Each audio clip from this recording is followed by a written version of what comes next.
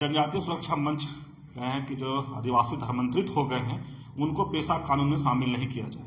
इस पर आपका क्या विचार है? देखिए, ये जो आरएसएस का सामाजिक विंग है, जनजातीय सुरक्षा मंच, ये लोग दिन रात नफरत फैलाते रहते हैं। मुझे लगता है कि सपना में भी वही सब आता होगा इनको। इस सपना में भी दिखाई देता है ईसाई मिशनरी, ईसाई। उसके वाला आप खुद देखिए ना कि इनका जो पिछला 5-10 साल का या इनका जीवन का खोजिए, इन्होंने जीवन में क्या उपलब्धि किया है।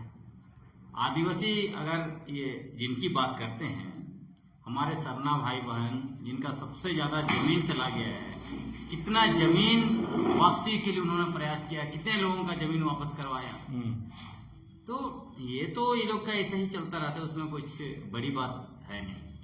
अभी बोल रहे हैं कि जो धर्मांतरित हो गए हैं आदिवासी, उनको जाति प्रमाण पत्र नहीं बनना चाहिए और मुख्य सचिव को चिट्ठी दिए हैं। ये इनका चलते रहता है। उसके अलावा इन्होंने ये भी कहा है कि पेशा कानून जो है उसके अंदर अगर उनको डाला गया, उसको बाहर नहीं किया गया तो हम लोग आंदोलन करेंगे। हाँ, दिल्ली जाने की बात की है। देखिए, इसका मूल क्या है? इसके मूल में है झारखंड पंचायत राज अधिनियम 2001। अब ये जो झारखंड पंचायत राज अधिनियम जो है 2001, इसको झारखंड के शेड्यूल एरिया में पूरा का पूरा पंचायत को एक्सटेंड कर दिया गया। और इसको करना क्या चाहिए था? पंचायत के उपबंध को अनुसूचित क्षेत्र में विस्तार करने के लिए संविधान के अनुच्छेद 243 M4P, उसके तहत सिर्फ और सिर्फ संसद को अधिकार है, विधानमंडल को अधिकार नहीं है। लेकिन झारखंड बनने के बाद झारखंड के प्रथम मुख्यमंत्री माननीय बाबूलाल मरांडी जी ने असंवैधानिक तरीके से JPRA 1 बनाया और उसको पूरे झारखंड में लागू कर दिया और उसमें नगर निगम क्षेत्र को बाहर कर दिया और कंटोनमेंट एरिया को बाहर कर दिया। अब क्या हो रहा है? अभी 24 साल के बाद वही जो असंवैधानिक कार्य जिसको भाजपा सरकार ने शुरू किया माननीय बाबूलाल मरांडी जी के नेतृत्व में, अभी तक जारी है। तो अभी क्या है कि हम लोगों को पता चला इतना बड़ा असंवैधानिक काम, मतलब संवैधानिक डकैती, कानूनी डकैती आप कह सकते हैं, वो काम हो रहा है।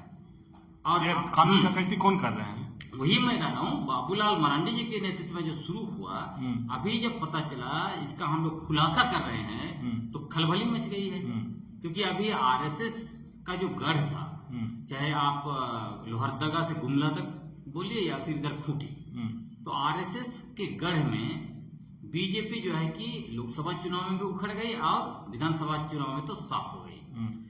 और उसके बाद अभी इनको लग रहा है कि जिस तरह से ये असंवैधानिक काम को इन्होंने किया है, शुरू किया और वो अभी तक जारी है, यह जब जन जन तक पहुंचेगा तो बीजेपी को अगला 10 से 15 साल मतलब झारखंड में आने का कोई असर दिखता नहीं है।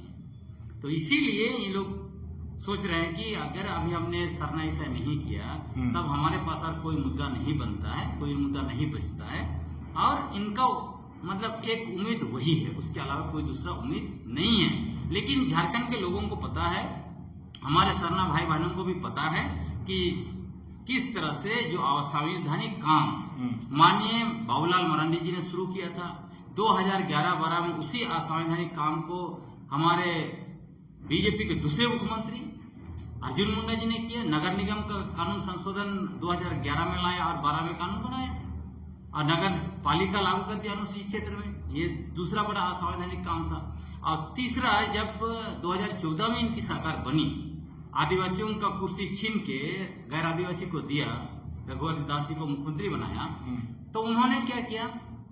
ग्राम सभाओं का अधिकार छीन कर सरना, मसना, दिसौली, जहरथान सबको लाइन बैग में डाला।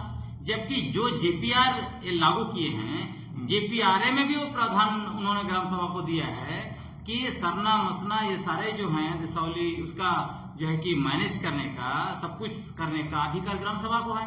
तो किस आधार पर माननीय रघुवर दास जी ने सारे धार्मिक जमीन, सारे सामाजिक जमीन और वन भूमि को डाल दिया लाइन बैंक में पूंजीपतियों के लिए?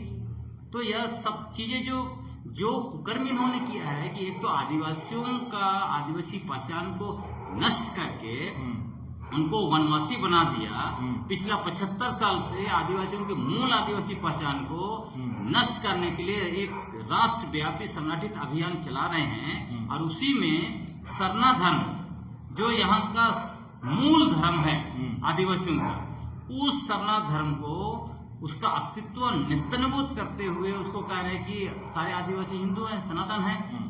तो जिस तरह से आदिवासी पहचान और उनका धार्मिक पहचान, धार्मिक आजादी को छीनने का काम किया एक तरफ, दूसरी तरफ आदिवासियों को सरना ईसाई के नाम पर लड़ाकर उनकी जमीन, उनका पूरा प्राकृतिक संसाधन, पूरा इलाका को पूंजीपति और बाहरी लोगों को बैठाने का काम किया, नगर निगम लाकर और ये पंचायत कानून लाकर।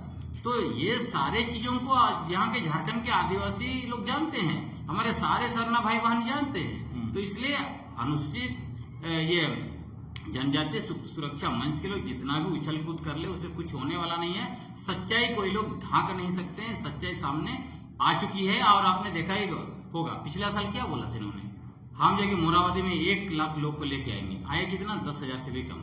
फिर उन्होंने कहा कि हम जाएंगे दिल्ली, 5 लाख लोगों को लेके चले जाएंगे। आज तक ये रास्ते में ही है, पहुंच नहीं रहे हैं दिल्ली, है ना।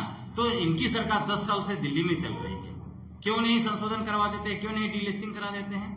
मतलब इनको पढ़ना चाहिए, संविधान आदेश 1950 से इनको पढ़ना चाहिए, इनको संविधान पढ़ना चाहिए। क्योंकि ये लोग ना इनको संविधान का ज्ञान है, ना कानून की जानकारी है। तो जो आरएसएस हेडक्वार्टर से इनको आदेश मिलता है तो आके भोगते रहते हैं। और अगर जमीन पर खोजिए ना इन लोगों की जमीनी हकीकत क्या है, उनके गाँव में जाइए, गाँव में जाके पूछिए लोगों से, तब आपको लोग बता देंगे कि ये लोग कौन लोग हैं, इनका मकसद क्या है, क्या करते हैं। तो इनका चलते रहता है, इससे समाज में कुछ नहीं होना है। लेकिन मुझे लगता है कि ये जो नफरत, जिस तरह से झूठ, नफरत और जो है कि वैमनस्य समाज में फैलाते रहते हैं, यह बहुत गलत है, यह समाज संविधान के खिलाफ है। ये लोग संविधान को नहीं मानने वाले ग्रुप है, आपको पता ही है। अभी शंकराचार्य ने क्या कहा, उन्होंने कहा कि मनुस्मृति ही असली संविधान है, उसी में सब कुछ है। तो ये लोग जितने भी हैं जनजातीय सुरक्षा मंच वाले, वो तो जाति व्यवस्था में घुसने के लिए आतुर है। तो वो तो वही मनुस्मृति वाले हैं। देखिए अंतर यह है कि हम लोग संविधान वाले हैं और वो मनुस्मृति वाले हैं। और देश में मूल लड़ाई यही है।